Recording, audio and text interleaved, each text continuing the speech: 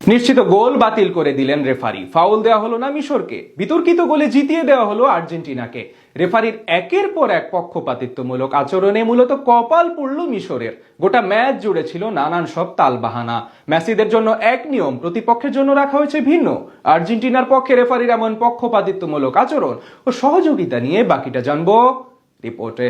আর্জেন্টিনাকে জেতাতে যেন সব বন্দোবস্ত করে রেখেছিল ফিফা। রেফারির একপাক্ষিক সিদ্ধান্ত, মিশরের বিপক্ষে একের পর এক ভুলভাল ডিসিশন, সব মিলিয়ে আজ ম্যাচের শুরু থেকেই যেন আলবিসেলেস তাদের জয়ের পথটা সুগম করে রেখেছিল রেফারিরা। ম্যাচের শুরু থেকে একদম শেষ পর্যন্ত কয়েকটি পেনাল্টি, নিশ্চিত গোল মিস, সব মিলিয়ে আজ মোহাম্মদ সালাদের 12 নম্বর প্রতিপক্ষ যেন ছিল ম্যাচ অফিসিয়ালরা। পুরো ম্যাচে তাদের এমন অদ্ভুত সব সিদ্ধান্ত ব্যাকফুটে ফেলে রেখেছে আফ্রিকা মহাদেশের দেশটিকে। আর জয়ের পথ খুলে রেখেছিল আর্জেন্টিনার জন্য। একেবারে প্রতিটি মুহূর্তে, প্রতিটি ক্ষণে লিওনেল মেসিদের সুবিধা দিতে উঠে পড়ে লেগেছিল ম্যাচ অফিসিয়ালরা। সবচেয়ে বড় কথা, ম্যাচের দ্বিতীয়ার্ধে যেভাবে মোহাম্মদ সালার পাস থেকে মোস্তফা জিকুর গোলটি বাতিল হলো, সেটি আলোচনা হবে বহুদিন বহু বছর। বিশ্বকাপের মতো আসরে এমন বিতর্কিত গোল বাতিল করা, সেটি বোধহয় এবারই প্রথম দেখলো গোটা বিশ্ব ফুটবল। ম্যাচের 63 মিনিটে গোল করেন মোস্তফা জিকু। মোহাম্মদ সালাহ প্রতিপক্ষ ডিবক্সকে বোকা বানিয়ে দারুণ এক অ্যাসিস্ট করেন তাকে। সেখান থেকে বল জালে জড়ান এই তারকা ফুটবলার। কিন্তু এরপরে যেন হিসাব নিকাশ সব বদলে যায়। বুনো উল্লাসে মেতে ওঠে মিশর, কিন্তু হঠাৎ করে রেফারি জানান এটি চেক করতে হবে।